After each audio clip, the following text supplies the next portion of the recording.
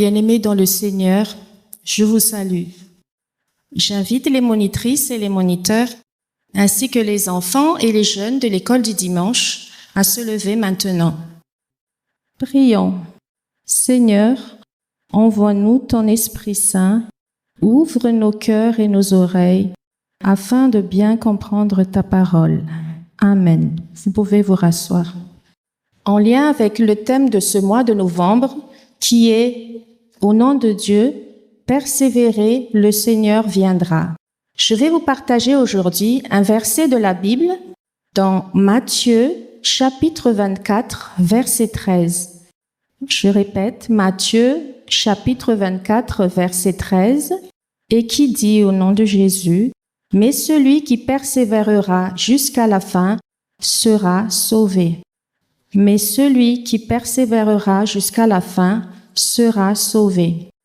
Afin d'illustrer ce verset de la Bible et montrer le résultat de la persévérance, je vais vous raconter l'histoire de Naaman. Peut-être avez-vous déjà entendu parler de Naaman, les enfants. C'est une histoire dans la Bible.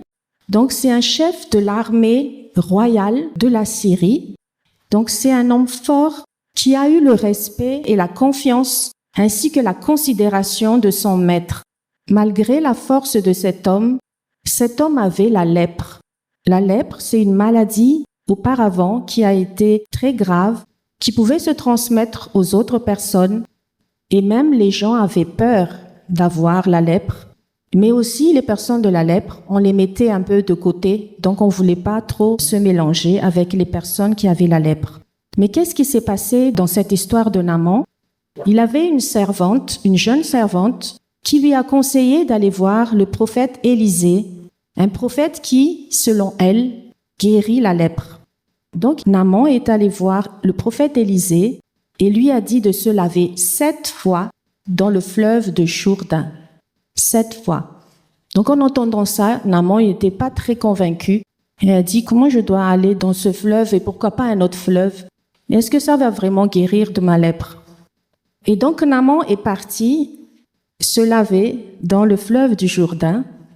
Et finalement, qu'est-ce qui s'est passé, les enfants? Est-ce qu'il est guéri ou pas, selon vous? Il est guéri. Après s'être lavé 7 fois dans le fleuve, Naaman est guéri. Bon, on va arrêter cette histoire que vous pourrez lire. Je vous invite les enfants à le lire à la maison en entier dans le 2e livre des Rois, chapitre 5. Quels enseignements est-ce qu'on peut tirer de cette histoire? Tout d'abord, on a l'obéissance. Il est important d'écouter et d'obéir à Dieu, même quand on ne comprend pas tout de suite la raison. C'est ainsi que nous, les enfants, nous devrons être aussi à l'écoute de nos parents, car ils nous aiment, comme Dieu nous aime également. Deuxième enseignant à tirer, c'est la persévérance, où il ne faut pas abandonner même quand les choses sont difficiles ou tardent à venir. Et oui, il arrive par exemple qu'on échoue un examen 1 ou plusieurs fois, malgré nos prières. Mais grâce à notre persévérance, Dieu nous conduit vers la réussite.